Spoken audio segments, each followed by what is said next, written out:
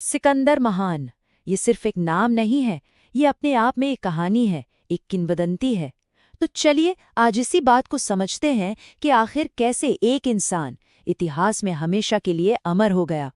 तो सवाल यही उठता है कि कोई इंसान एक अमर कहानी कैसे बन जाता है। आज हम एक ऐसे ही शख्स की कहानी में उतरेंगे जिसका नाम सोचिए 2000 साल से भी ज्यादा समय से इतिहास में गूंज रहा है। और ये कहानी और भी रहस्यमयी हो जाती है जब हम उसकी मौत के बारे में सुनते हैं। कहते हैं कि जब सिकंदर की मौत हुई तो उसका शरीर 6 दिनों तक खराब ही नहीं हुआ। इस एक अजीब घटना ने ही उसके अलौकिक होने की कहानियों को और हवा दे दी। लेकिन इस किंवदंती को, इस लेजेंड को समझने के लिए हमें शुरुआत करनी होगी उस चिंगारी से जिसने उसकी महत्वाकांक्षा को आग दी, और वो थी बदले की एक गहरी, बहुत गहरी इच्छा।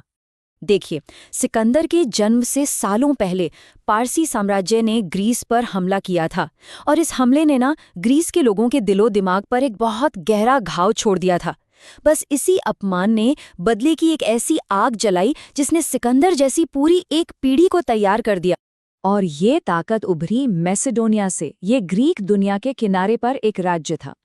कुछ ग्रीक लोग तो इन्हें थोड़ा पिछड़ा या कहें अर्ध बर्बर भी मानते थे, लेकिन इनके शाही परिवार का ताल्लुक ग्रीक विरासत से ही था, और यहीं से वो शक्ति निकली जिसने फारस को चुनौती दी।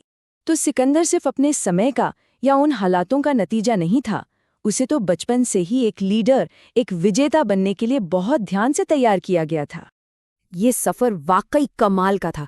महज 10 साल की उम्र में उसने एक ऐसे घोड़े को काबू कर लिया जिसे कोई हाथ नहीं लगा पाता था।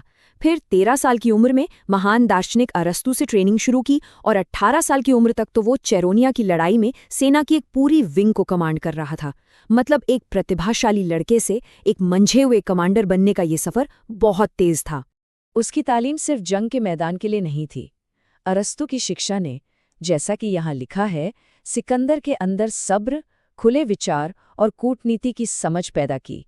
ये वो गुण थे जो एक साम्राज्य बनाने और उसे चलाने के लिए उतने ही जरूरी थे जितनी की एक तलवार। तो जब दिमाग और हौसला दोनों तैयार हो गए, तब सिकंदर ने अपनी फौजी ताकत का लोहा मनवाया, और वो भी दुनिया के सबसे बड़े साम्राज्य के खिलाफ। और वो निर्णायक लड़ाई थी गोगामेला की लड़ाई। ये फारसी साम्राज्य के साथ एक तरह से फाइनल शोडाउन था। एक ऐसी चुनौती जो कागज पर देखें तो नामुमकिन सी लगती थी। दोनों सेनाओं में बहुत बड़ा फर्क था। एक तरफ थी सिकंदर की सेना, बेहद अनुशासित, जंग का तजुर्बा रखने वाले सिपाही, और दूसरी तरफ थी फारस की विशाल सेना जिसमें साम्राज्य के कोने कोने से सैनिक थे, खतरनाक रथ थे और जंगी हाथी भी।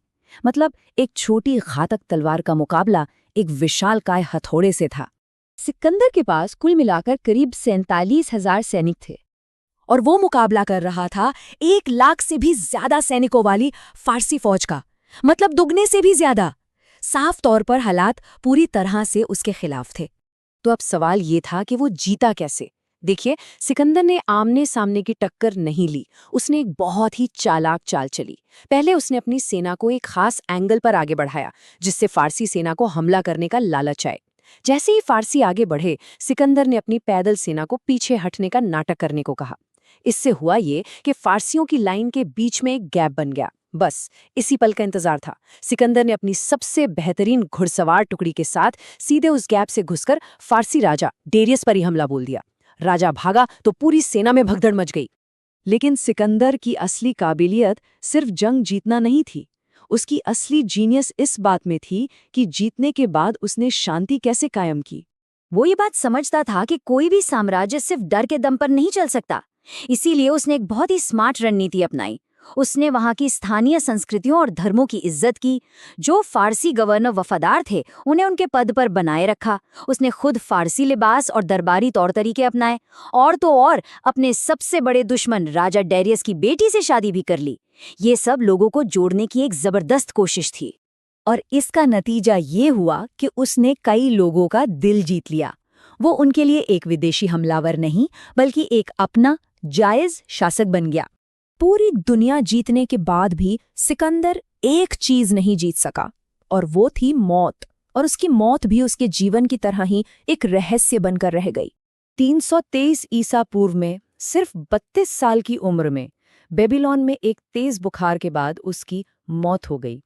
हालांकि आज की एक थ्योरी ये भी कहती है कि शायद उसे कोई स्ट्रोक हुआ था जिससे वो पैरालाइज हो गया था और उसे गलती से मरा हुआ मान लिया गया, क्योंकि उस जमाने में डॉक्टर नाड़ी नहीं सिर्फ सांस चेक करते थे।